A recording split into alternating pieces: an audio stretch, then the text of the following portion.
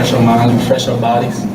And now we're back locked in, focusing on Georgia, watching their film, going over plays that will work, and really just, getting ready for this whole.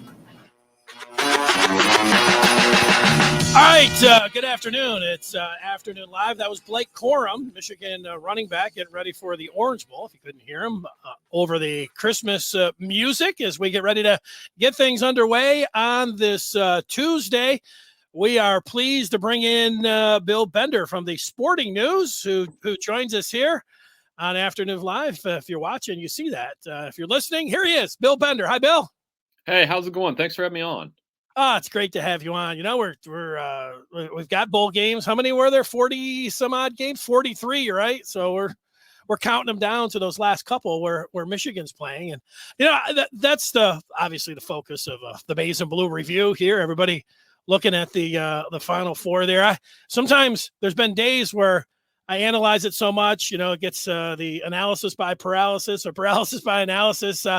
When you look to that Final Four and Michigan and Georgia, what jumps out to you first, Bill? I think you just said it. We can recite all the rushing statistics and who stops who and how big they both are up front. But I was in a game like this with an SEC and a Big Ten opponent, I really believe it'll come down to you need to see the first 10 to 15 plays. Michigan's first 10 to 15 plays, you'll get a feel of whether they can push them around up front a little bit, whether it'll open things up for Hassan and Blake, who's healthy now. And the other thing, I think the real key is, can Michigan's receivers get separation from those Georgia defensive backs led by Lewis Cine? And again, you'll see that first 15 plays both ways where it works for the defense too. Can Michigan get an edge rush with Hutchinson and Ojabo that bothers Stetson Bennett or JT Daniels or whoever else Georgia wants to put in at quarterback? Yeah, when I look at both sides of the ball there for Georgia, I mean, they were great, and all the way until that SEC championship game. And you look at the tight end and Brock Bowers, and we've talked so much about that, the defense and the speed and the talent and the recruiting there. But you already said his name, Stetson Bennett. If Michigan will have a chance, it will make him, I don't know if it's look average or be able to rattle him or get an extra possession or two. That seems like it's the path, to be able to. It's the one position that they might not be sitting up here. And you look and say, "Wow, man, I don't know how we're going to be able to compete with all of that." What do you think? Well, I mean, Georgia's going to want to do the same thing that Michigan does. They're going to want to use the power running game between the tackles and set up some sweeps. They're going to use their tight end a lot. That is one person, Brock Bowers, that Michigan has to keep an eye on every play. A dynamic downfield presence. And for Bennett, I think it's the same. Everything I say about Stetson Bennett, you could copy, paste, and say it about Cade McNamara. Because whenever these guys play well, it's everything else went right, and the quarterback didn't mess it up. And when something goes wrong, you start talking about JT Daniels, much like Michigan fans do with JJ McCarthy. So I think that's one of the interesting dynamics in this game is how much do the backup quarterbacks play? And Kirby Smart in his press conference this week was very non-committal when asked about JT Daniels. He gave a non-answer or a we don't disclose that type answer, which means he's probably practicing a little bit with the ones. Yeah, and not that, with Michigan, they have pretty much played McCarthy in every game. They didn't against Penn State. And I thought once you got to that point of the season, it was like, all right, they played him. They played him in big spots. It's great in case of an emergency, but let's see if McNamara, not looking over his shoulder. But of course, they came back against Ohio State, and they deal with it, and it seems like it works a little bit. And just looking at the game against Alabama and what the Heisman Trophy winner was able to do, Bryce Young running around, getting up to the line of scrimmage, and the strong throws from the near hash all the way across the field. But it seems that's what JJ McCarthy, that's his best throw or his favorite throw, maybe even. Yeah, he really is. And he's really talented, and he brings some things when he comes in that opens up the running game. I mean, you saw in the Ohio State game, it's almost like Michigan had a specific package for McCarthy where they used him and then Corum in the backfield, and then they threw some passes off of that. He's obviously has the arm talent. The Iowa game, they put him in for the Hail Mary, and you can see it. Like, I know that Hail Mary didn't hit, but I'm like, man, he just flipped his wrist and that ball went 60 yards down the field. So, and he could present some interesting challenges for Georgia's defense because they haven't seen a lot of him. So, but again, as Jim Harbaugh, if he hasn't said it already, I'm sure he will. He'll say it's a blocking and tackling game, and it really is with these two teams because it comes down to who wins up front, and whether it's Hassan Haskins or Zamir White that gets those running game going in the early going. When it comes down to Michigan, I think a lot of people have said, I agree with this, that if Michigan plays like they did against Ohio State, they'll have a pretty good chance against Georgia. I don't know if they can bring that. And of course, they're not going to be playing at Michigan Stadium, but if they are able to come close to having that kind of play, and, they didn't absolutely come out against Iowa in the first series or second series and play like that, but it was mostly in the second half that they blew the doors off of the Hawkeyes. But they do seem like if you are coming together and have some confidence at the end of the year, healthy and all those sort of things, what kind of shot do you give them? Oh, I think it's going to be a close game. When you get into SEC Big Ten bowl matchups, and you and I have watched enough of those, I'm sure over the years, where sometimes the unexpected happens because it's different styles, but they're trying to do the same thing. And I think Michigan's going to hang within one score. I did pick Georgia to win, but it comes down to a couple things. That Georgia was the best team in the regular season. Michigan was the hottest team at the end of the year. From the Penn State game on, you could make the argument they were the best team in the country those last 4 games, the way they played against Maryland, Ohio State, and Iowa. So they're going to come in with a ton of confidence.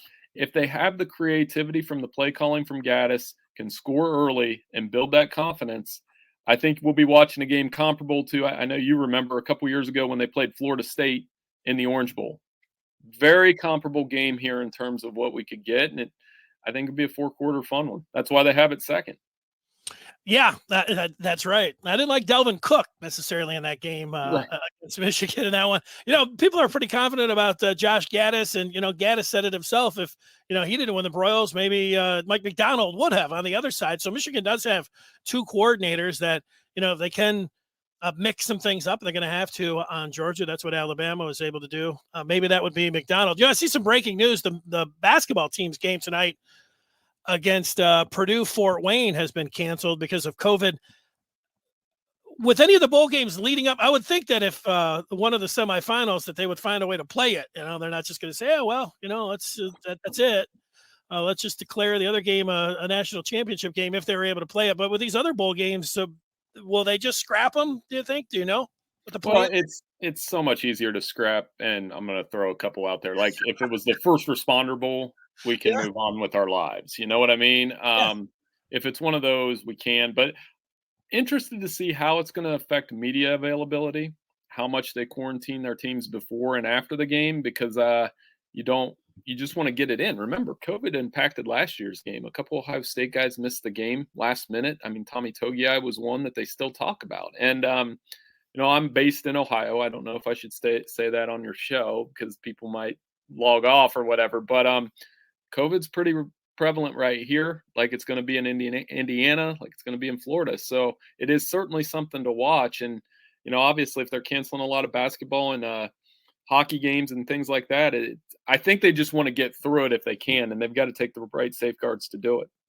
Yeah, Bill, just a couple more questions here. Bill Bender from the Sporting News, listening on the pod on Twitter at Bill Bender 92.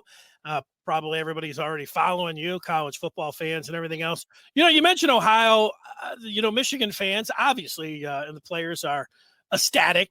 How would you say Ohio State fans and the players have handled the aftermath of losing to Michigan? The players or the fans? I put them all in there. That's true. Well, no, a lot of my friends. So I always tell people. So most of my friends circle, I have Ohio State fans, Michigan State fans, Notre Dame fans. They were all groomsmen in my wedding. It was a disaster.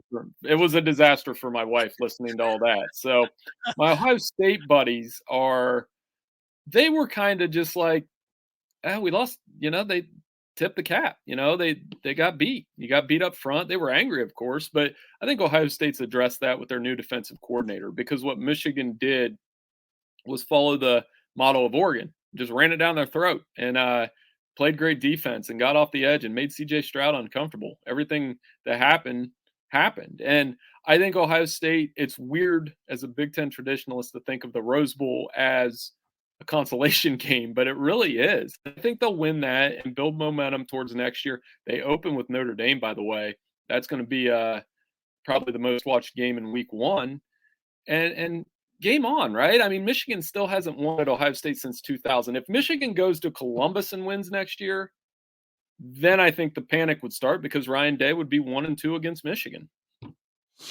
Good point. I got a final question for you about quarterbacks. And I know, everybody's excited about the Orange Bowl and everything else. We talked about playing 2 QBs, but, Michigan fans are wondering what's going to happen with their quarterbacks after this year, because Cade McNamara, as well as he's played this year, led Michigan to the Big Ten crown, and he's got McCarthy breathing down his neck and has played a little bit here. Do you think that those guys will battle it out in spring, and then the guy that wins will stay, and then the other guy will probably hit the road? And I want to follow up on Ohio State's quarterback Stroud, because there's been a lot of talk that he'll possibly leave. But what do you think will happen? Any way that those quarterbacks stay around for Michigan? I know it's just like, I don't even know if they know or Harbaugh knows as of yet, but how do you think that plays out? Well, we'll start with Ohio State. I mean, it'd be tough to bench Stroud given what he did. I think what opened the door for Stroud to start next year is I think it was Miller transferred, Quinn Ewers transferred to Texas, and I think the quarterback room belongs to him for now. Now Kyle McCord could challenge him in the spring, and we'll see, but they'll backfill that. I think they've recruited a 4-star kid behind that.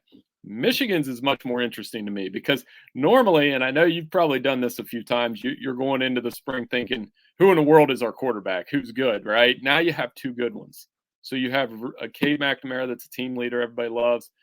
It's going to be hard to keep J.J. McCarthy on the bench for another year, though, with that talent, all those things we mentioned. So you really are looking at a Brady Henson storyline again. And I remember that way back then. I mean, we didn't know how it would turn out 20 years later, but at the time, Michigan fans were definitely clamoring for Henson. There's no doubt about that. I remember that. So I'm going to guess that McNamara starts. They try to keep McCarthy happy.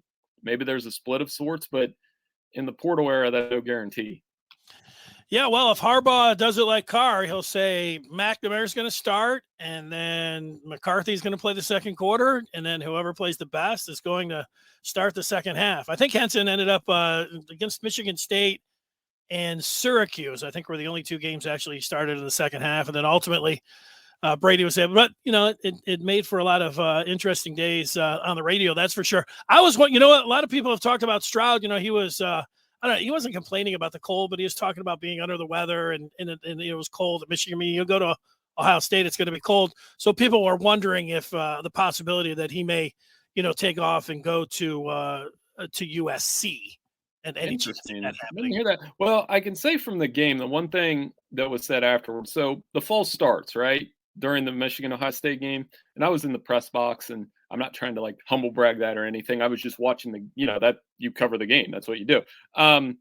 You could see CJ Stroud almost pause in between, and that's when the lineman would move. And I was wondering, before even any of that stuff was said, I was like, is he just messing up the count or what? So, but as far as cold weather, I mean, as an NFL guy that loves the Packers, there are a lot of cold weather NFL stadiums he's going to have to play in down the line that get cold around this time of year. So, but I think he'll stay at Ohio State. I think they'll make adjustments. I think they're going to be tough to beat as always next year, and kind of brings the conversation full circle because Drew Henson was the last Michigan quarterback to go into Ohio State and win. So whether it's Cade or JJ next week, if you want to achieve folk hero status, you go into the shoe and silence them then I think this rivalry will take off and get back to that level that it was. What do you think? I mean, you tell me. I'd say mid to late 90s was as hot as I ever remember it. Well, I mean, I remember being down at that.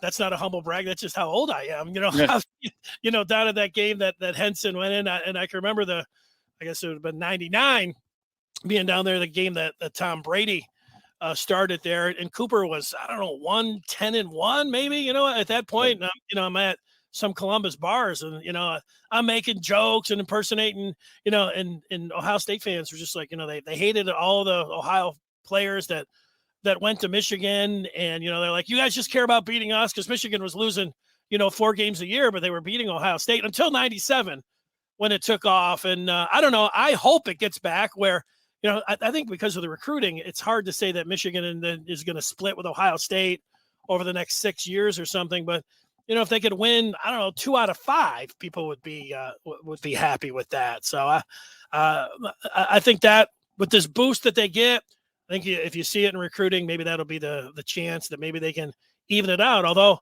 it hasn't played out like that. It's just like the Tigers and the Indians. Like, those teams individually have been good and have had some stretches, but they're rarely ever good at the same time. So I don't know. It seems like Michigan, Ohio State, it's been like that at least for 20, 30 years. Yeah, the big swings. I've never seen a rivalry have swings like this. And I always, I work with an Alabama grad. He's one of our editors, and we have this talk every year where, the Iron Bowl's bigger than Alabama, Ohio State, or Ohio State, Michigan. It's not. It's nowhere close. And I tell that to him every year is because nationally, Auburn doesn't register as much as Michigan or Ohio State. Alabama always will. They'll always be this big elephant, literally, and everybody has to deal with that. But, Ohio State, Michigan, when they're playing in the top 10 every year, I hate to say it this way, it doesn't really matter who wins because the interest speaks for itself. And the ratings showed that this year.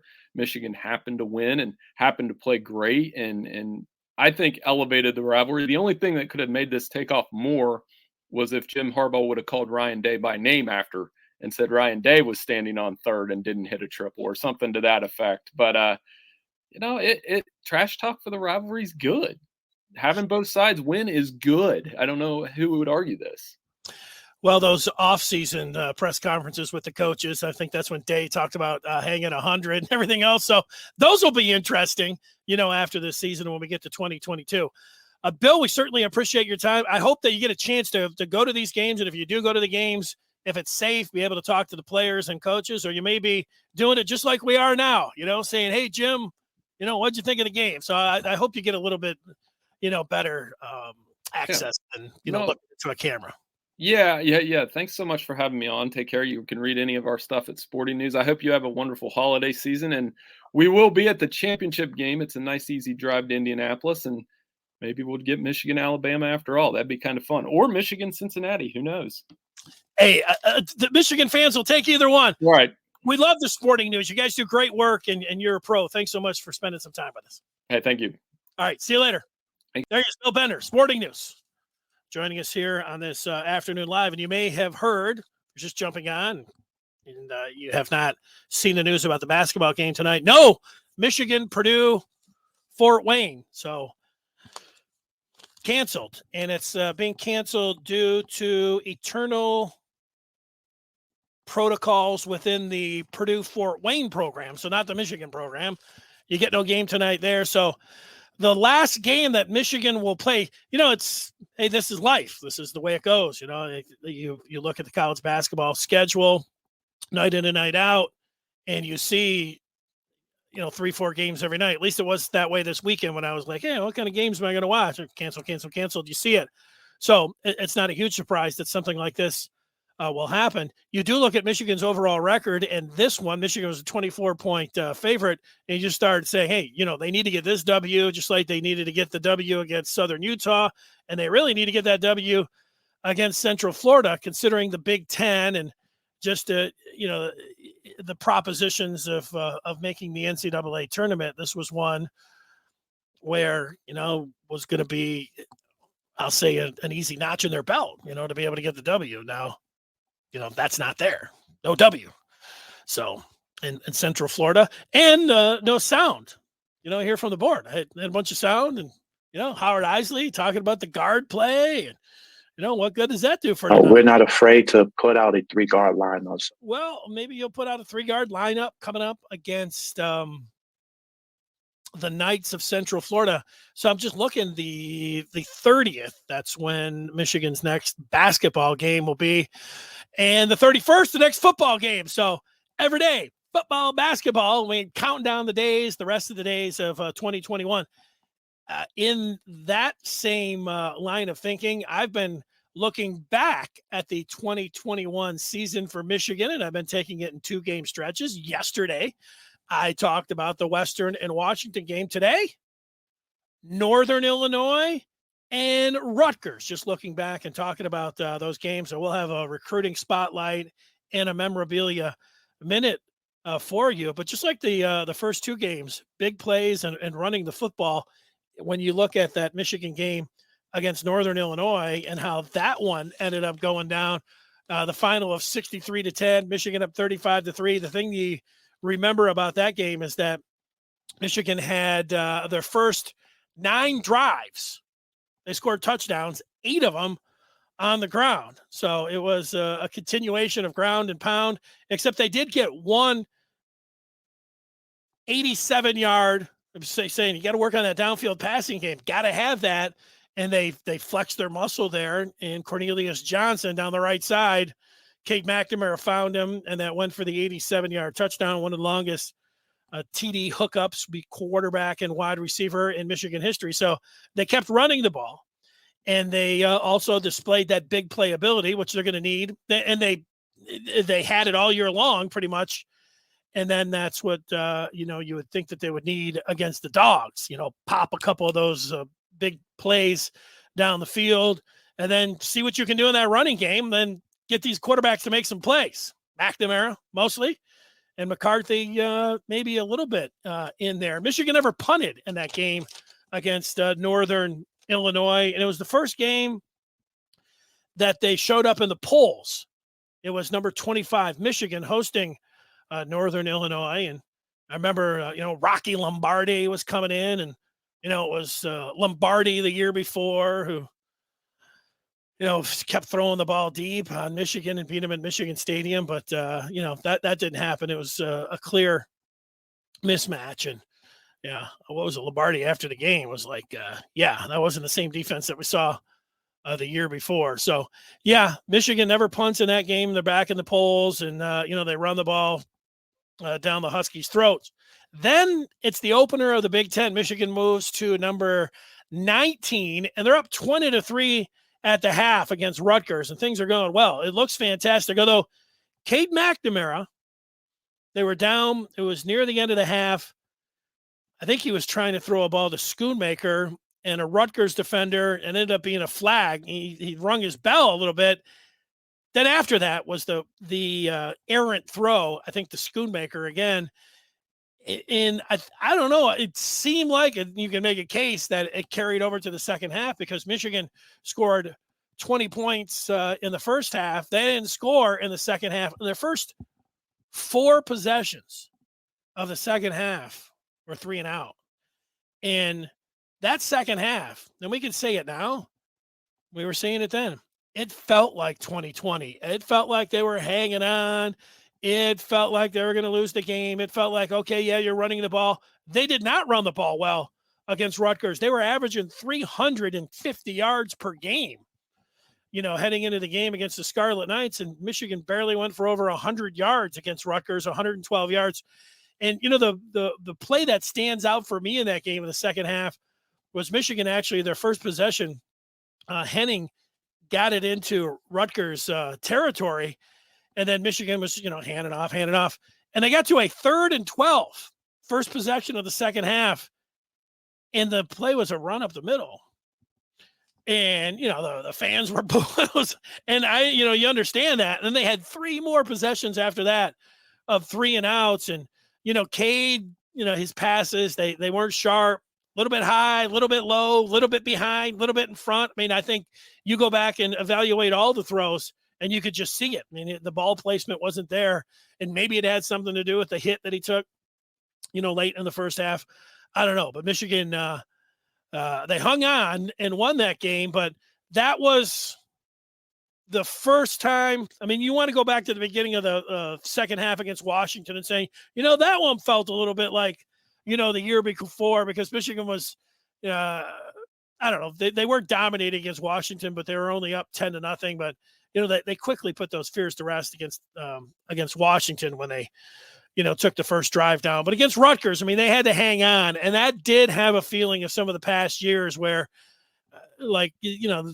Rutgers had the ball and had the ability to go down and tie that game. Michigan missed a field goal in that game. Moody, just one of the 2 misses that he had, one of the 47-yarders this year. And, that was I wasn't a nail biter, but there were times in that game where in the second half, it was just like Michigan's just not going to have the passing game to be in a contender. Maybe Rutgers, maybe, and maybe some of the other games, but didn't look like. I don't think I wasn't after the Rutgers game. You say, hey, what are you complaining about? Michigan was 4-0.